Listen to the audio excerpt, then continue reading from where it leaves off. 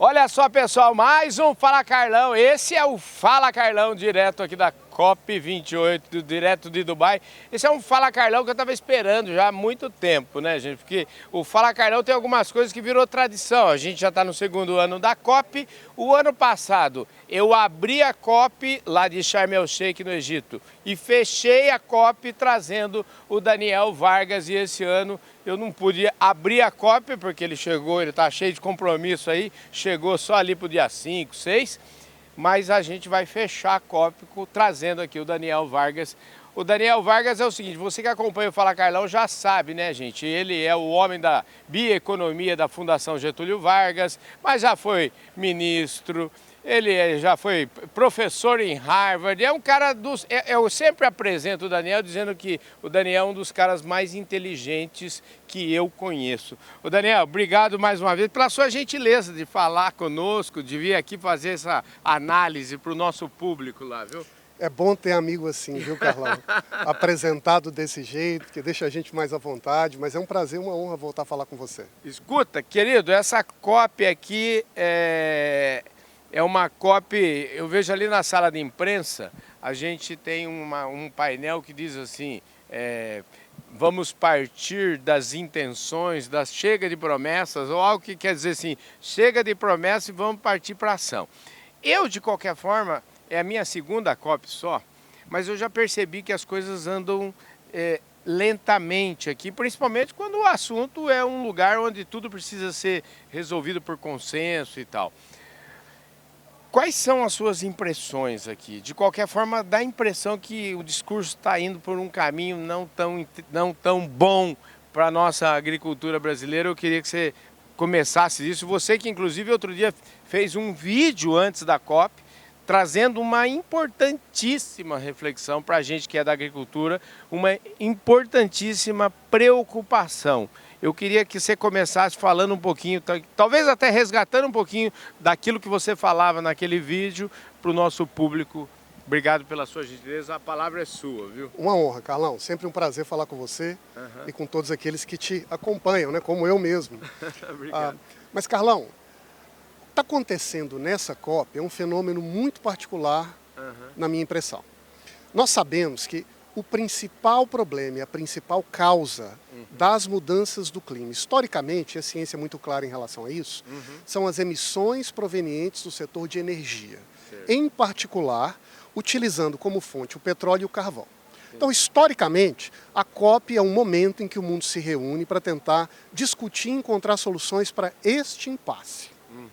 Nesta COP está acontecendo uma mudança, uma reorientação do que parece ser o foco prioritário das conversas e das negociações, em que a energia passa a ser vista como um entre muitos outros desafios, talvez não o principal, porque é muito caro, muito difícil, demora para as inovações gerarem resultado, e no seu lugar, como eixo central das negociações, entram os chamados food systems, a agricultura. Então, esta é a COP, em que a agricultura passou a ser tratada como um eixo prioritário das negociações. Aliás, Carlão, a gente acompanha aqui e sabe que tem um conjunto de painéis nesse evento super moderno que mostram como os países estão assinando declarações que são apresentadas pela presidência da COP sobre diversos temas. Uma dessas declarações é sobre a mudança na matriz energética e o fomento às renováveis.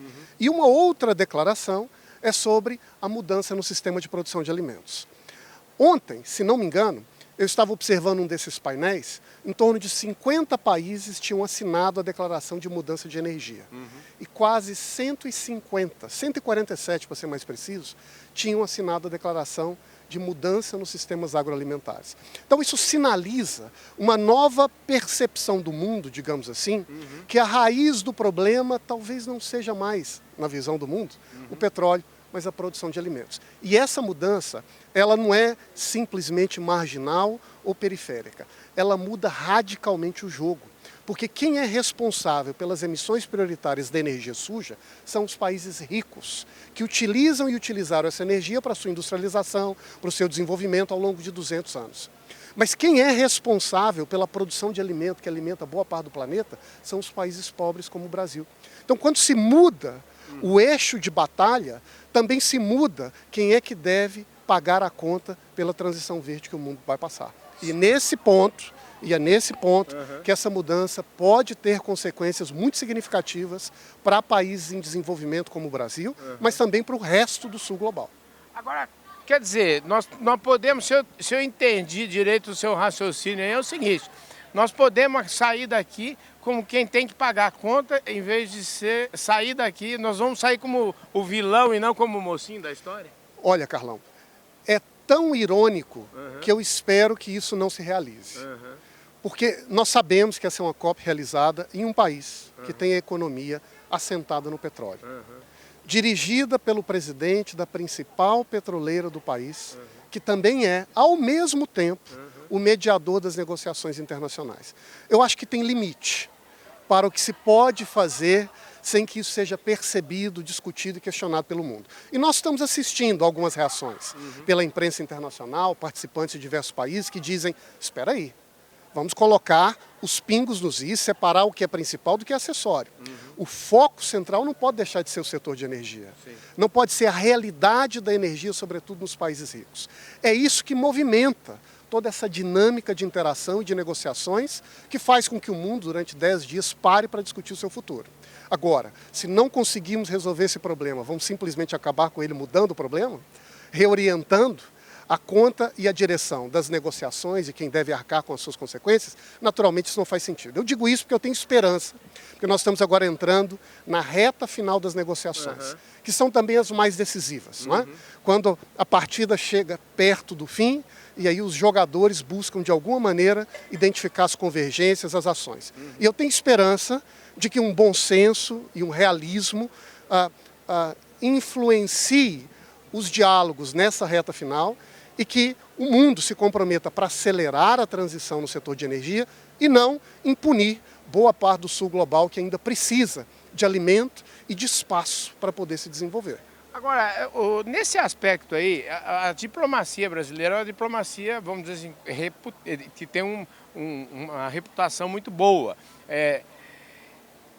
Só depende da gente, depende dos outros. Qual é a chance, né? E eu queria que você, assim, o jogo parece estar dado aqui, nós estamos jogando, o negócio está... Como é que você enxerga quais são os passos, quais são os próximos passos? Porque, por exemplo, a agricultura brasileira, a gente vem conversando sobre isso, Daniel, acho que nas últimas 2, 3 anos, toda vez que eu falo com você, eu volto àquela questão: escuta, mas nós estamos sendo avaliados com quais métricas? E você sempre disse para mim que, nós brasileiros, nós precisamos participar das discussões, porque senão nós vamos ficar igual aquele cidadão que não vai na reunião do condomínio e aí estabelece lá um preço e a gente não tem que discutir depois. Dá tempo da gente discutir? Como é que dá tempo da gente falar assim: pessoal, toma aqui, esse abacaxi não é nosso, esse abacaxi é de vocês, vamos resolver direito essas coisas aí. Carlão, nós temos uma diplomacia preparada, o Brasil tem um histórico de liderança internacional na agenda climática, mas eu não estou seguro se nós estamos participando das decisões da cozinha. Entendi. Eu creio que existem um conjunto de países que são os mesmos tradicionais, os países ricos, mais a China, que dão as cartas nas negociações fundamentais que pautam as discussões no mundo. E os demais países tentam se posicionar de alguma maneira. Acompanham, buscam uma tática de compensação, pedem uma desculpa, pedem para ter mais paciência, mas basicamente decidem se vão aderir ou se vão ficar de fora. E nós sabemos que países em desenvolvimento expostos como o nosso acabam muitas vezes numa situação difícil, em que 90% do mundo entra em um acordo e você fica numa situação sensível de decidir se participa ou se vira as costas.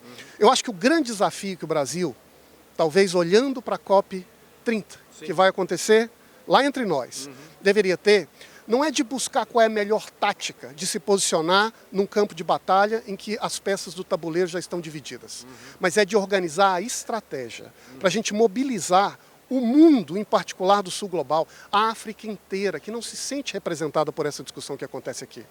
O sul da Ásia, que não se sente representado por essa discussão que acontece aqui. Que não foram os principais responsáveis por causar as emissões que geraram, hoje, nos colocou nessa situação de lidar com as mudanças climáticas e com as suas consequências. Mas que, ao mesmo tempo, buscam um espaço, uma oportunidade de participar, intervir e influenciar.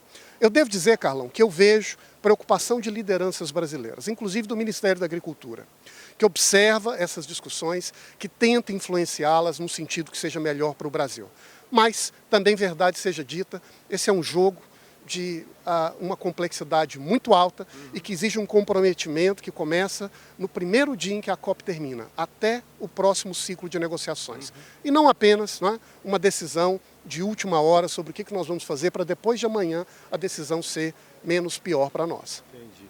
Olha, ontem, esses dias aqui, eu tive a oportunidade de gravar com o Ratan Lau aqui, e ele até citou mostrou um mapa, né, mostrando a África e mostrando o Brasil, e dizendo que é preciso gerar uma ponte entre o Brasil, que tem tecnologia, que sabe fazer agricultura, para resolver um problema que é o problema de fome na África.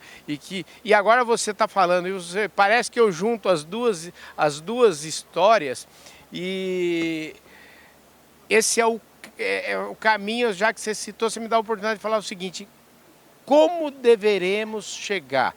Como que a gente vai, o que nós precisamos colocar, quais são as estratégias que vão estar colocadas no papel e que vão estar delineadas, qual vai ser a pauta dessa COP30? Na sua ótica, que pontos a gente deve estar preocupados? Olha, Carlão, eu sei que existem lideranças importantíssimas no Brasil que estão se fazendo essa pergunta, que estão acompanhando por dentro as negociações.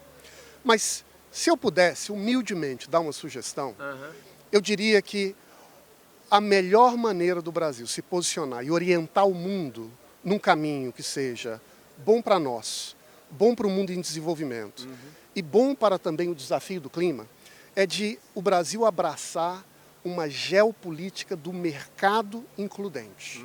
Nós precisamos mobilizar o mundo, e em particular o mundo em desenvolvimento, para discutir com o restante do planeta a necessidade de criar oportunidades de produção, de investimento, de técnica, de tecnologia, para soerguer sociedades. Nosso desafio é um desafio de desenvolvimento numa rota sustentável. Isso significa que talvez o melhor caminho para nós não seja simplesmente nos contentar com uma geopolítica da caridade. Olha como nós somos verdes, olha como nós somos legais, veja como o Brasil é um país amigo, futebol, samba, cultura, me dá um dinheiro aí. A caridade nunca desenvolveu uma única nação do planeta.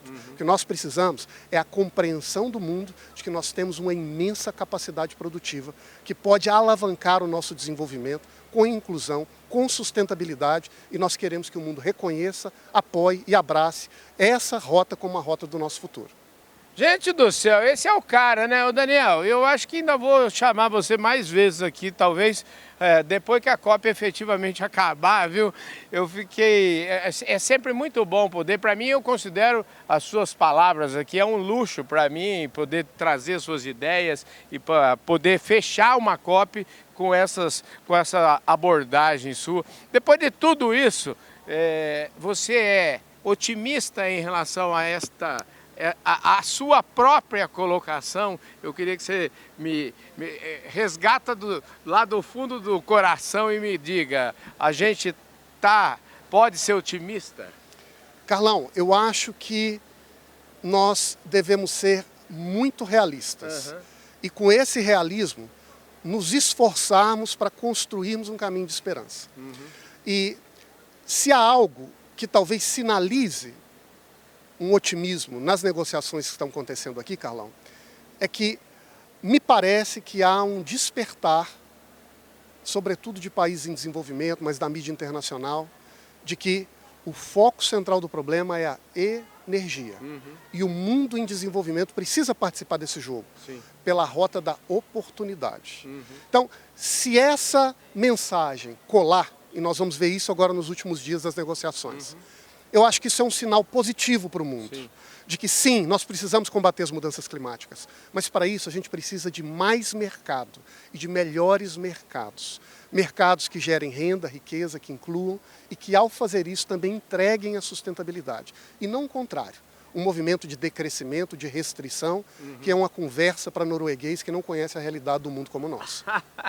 Top de linha, gente. Ó, eu fico muito feliz de poder trazer o Daniel aqui. Gravei. Você sabe, Daniel, que eu gravei esses dias. Aliás, não foi esses dias, não, para ser justo.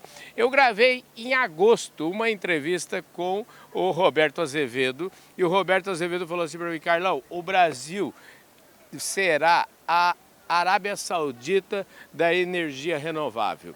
E aí eu entrevistei aqui o ministro de Minas e Energia, entrevistei o presidente da Petrobras e por um acaso o presidente Lula repetiu essa frase do Roberto agora, logo no comecinho da COP. Mas eu fiz questão de falar, até falei isso pro Roberto, o crédito é do Roberto, essa frase não é do Lula, não, ele pegou emprestado do Roberto e, ou seja, em linha com o que você está falando, né? O Brasil, Carlão, é uma grande potência verde por natureza.